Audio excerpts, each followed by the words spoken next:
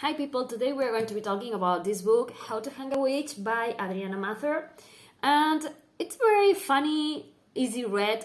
It's like perfect for Halloween, or if you like witchy stuff, you're going to enjoy this one. We're going to be following our main character, this girl called Samantha Mather. And she's moving from New York to Salem because despite having family on Salem, she has never been there. Every time that she asked her father to bring there to see the family, to meet her grandmother, he always said no. And suddenly she's going there because her father is in a coma, and her stepmother has told her that the medical bills are quite a step and she cannot afford to pay them. So she has to sell the apartment that they have in New York City and have to move to Salem, where, unknown to her, the family still has a home there. So when she arrives, she meets the neighbors, and there's this very sexy guy who seems to like her and to like spending time with her, which is shocking for her because she is this kid that everyone believes it's cursed. Because if you are friends with her, sooner or later something awful is going to happen to you. You are going to fall, you're going to break something, you're going to be in danger. So she has been shunned by everyone. So when she moves from New York to Salem, it's not like she's missing any friends or, any close people around her, because she has always been alone, because she has like this, this ability of people around her get hurt and things like that. So at the beginning, she doesn't know what to do exactly with this guy who seems to be very friendly with her, and she thinks that maybe this is going to be like a new start. But no, everyone in the high school where she's going to go are going to hate her, because there's this group of people called the Descendants, and they descend from the witches that were hanged by someone called Mather. And as you can guess, she is a descendant of that witch hunter guy. So everyone is going to hate her on principle, like, okay, you come from a bad family. So everyone is going to be gossiping about her. And when things get more complicated because people began to die and it looks like spells are happening and, lots of complicated things are, going around, it seems like it's witchcraft, and she always seems to be exempt. Everyone is going to begin blaming her and accusing her of doing these things. So everyone is going to hate her. And so I'm not going to say much more about the plot of the book, but let's say that she also manages to befriend a ghost that he prefers to be called a spirit. It's a very sexy guy called Elijah, and he's going to be helping her figure out this curse thing about what is happening with her family and why people are dying in Salem.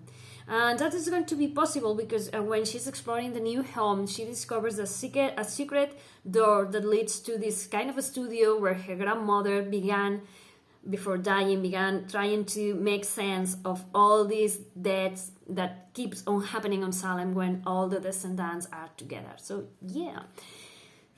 yeah, I mean, that's a very fun book in the way that you have, it's very fun book. It's not exactly how I wanted to put it, but it's like, it's a book about teenagers, and it's like you feel like a teenager when you're reading it, because the way in which they talk, the way in which they act, it's very teenagery, if that makes sense. So yeah, it was like, I don't know, it's like when you're seeing Sabrina, the TV series that has the cat Salem and all of that. It felt like, for me, it had this kind of vibe.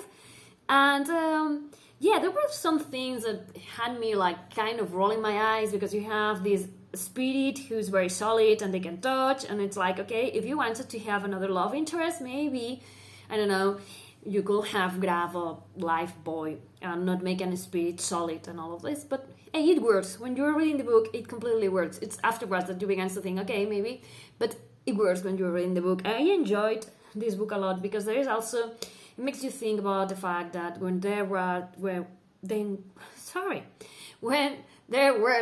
witch trials, maybe there were witches that were born at the stake, But certainly there was people who were blamed for the neighbor because of the neighbors wanted to be rid of them, or because they were fighting.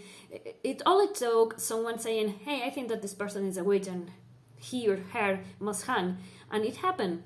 And it makes you think in the present moment in which you're reading the book and you're following Samantha around.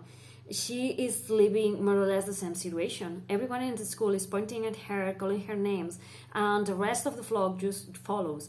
And it's like bullying, and it's somehow it's like similar to what happened in the witch trials. You have a group of people that put into their heads that they are the ones that have to keep order, and they are the ones that that sign and point to the other people and say, "Hey, that guy, it's bad," and the other one just the rest of them just shut up, and just by shutting up and doing nothing, they are like permitting these things to happen. And what's happening with Samantha in high school, when everyone is pointing at her and saying nasty things to her, and the flock follows all of those people saying nasty things without trying to find for themselves if that's true or not. It's very similar, because it's very easy to accuse someone, and if no one stands up to defend that someone, it's very easy to fall into this bullying cycle. And I love that this book makes you think both into all the injustices that happen in the Salem trials, and also makes you think about the ability that humankind has of perpetuating these kind of situations, when there is a person that's a victim and there is another one, a group of people who points to that person and makes their life impossible. And if you are silent and if you not defend that person, you know what I mean, right? It's like sometimes you need to raise your voice and make it a stop. So yeah, as I was saying, that's a very nice read if you want to disconnect, if you want to have like a very nice break. It reads like if it was a TV series. As I say, I did compare that with Sabrina, because it also was witchy stuff and it was very funny, and it was like a youngster, and yeah, it reminded me of that. And yeah, there's lots of things that I could be talking about this book, but I simply going to recommend it to you because, as I say, it's a very Halloween-y read. So yeah, thank you for watching. Bye.